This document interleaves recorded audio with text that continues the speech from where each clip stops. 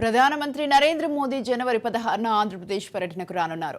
శ్రీ సత్యసాయి జిల్లా పాలసముద్రంలో ప్రధాని మోదీ పర్యటనను విజయవంతం చేయాలని జిల్లా కలెక్టర్ పి అరుణ్ బాబు అన్ని శాఖల అధికారులను ఆదేశించారు. పాలసముద్రంలోని నాసిన్ కేంద్రం వద్ద హెలిప్యాడ్, వాహనాల రాకపోకలో పలు ఏర్పాట్లపై అడ్వాన్స్ సెక్యూరిటీ లాంచ్ కార్యక్రమం నిర్వహించారు. ప్రధాని మోదీ పర్యటనకు పటిష్టమైన భద్రతా చర్యలు తీసుకోవాలని, పర్యటన విజయవంతానికి కట్టుదిట్టమైన విస్తృత ఏర్పాట్లు చేయాలని అధికారులను ఆదేశించారు. స్కెడ్యూల్ ప్రకారం ఈ నెల 16న మధ్యాహ్నం ప్రధాని పాలసముద్రం చేరుకుని స్థానిక కార్యక్రమంలో పాల్గొంటారు. ప్రధాని మోదీ పర్యటనలో రాష్ట్ర గవర్నర్, ముఖ్యమంత్రి జగన్, కేంద్ర మంత్రులు పాల్గొనే అవకాశం ఉందని, తగిన పటిష్టమైన ఏర్పాట్లు చేయాలని అధికారులను ఆదేశించారు. ముఖ్యంగా భద్రత, రవాణా, వసతి, వైద్య సేవలు పూర్తి స్థాయిలో అందుబాటులో ఉండేలా చూడాలన్నారు.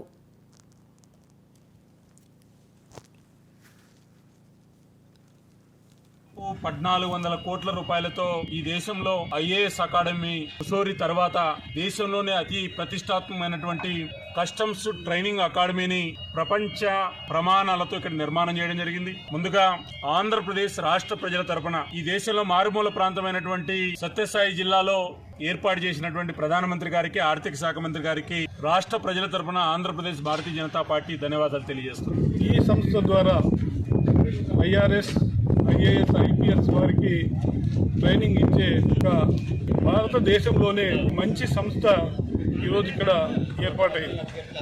ఇప్పుడు 2022లో ప్రారంభమైనటువంటి దీని నిర్మాణము కేవలం 16 నెలల్లోనే ఈ సంస్థ నిర్మాణం పూర్తి చేసుకుని అతి తక్కువ సమయంలో మొదటి దశ 900 కోట్లతో నిర్మాణాన్ని పూర్తి చేయడం జరిగింది. వెనుకబడిన జిల్లాలైనటువంటి సత్యసాయి జిల్లాకు అనేకమైనటువంటి పారిశ్రామిక సంస్థలు కావచ్చు, విద్యా సంస్థలు కావచ్చు, వైద్య సంస్థలు కావచ్చు ఈరోజు ఇవ్వడం జరిగింది. ఈరోజు పెనుగొండలో మెడికల్ కాలేజీ కానీ, రాబోయే దినాల్లో వచ్చే ఈఎస్ఐ హాస్పిటల్ కానీ, మరి ఇటువంటి అనేక సంస్థలు మొన్న వచ్చినటువంటి కియాతో మొదలుకొని ఈరోజు ఈ సంస్థకు సంబంధించి కూడా ఇవన్నీ దాదాపుగా రాష్ట్రంలో 80% ఈరోజు రాష్ట్రం నడుస్తోంది అంటే కేవలం కేంద్ర నిధులతోనే ఈరోజు రాష్ట్ర ప్రభుత్వం నడుస్తోంది.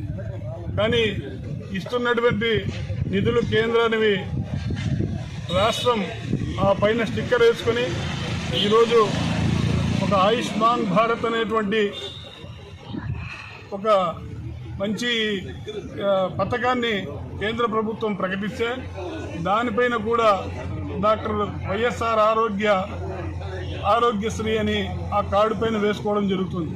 అంటే ఈరోజు నిధులు కేంద్రం ఇస్తుంటే రాష్ట్రం తనదిగా చెప్పుకుంటూ ప్రజలను ఇంతవరకు మోసం చేయడం జరిగింది.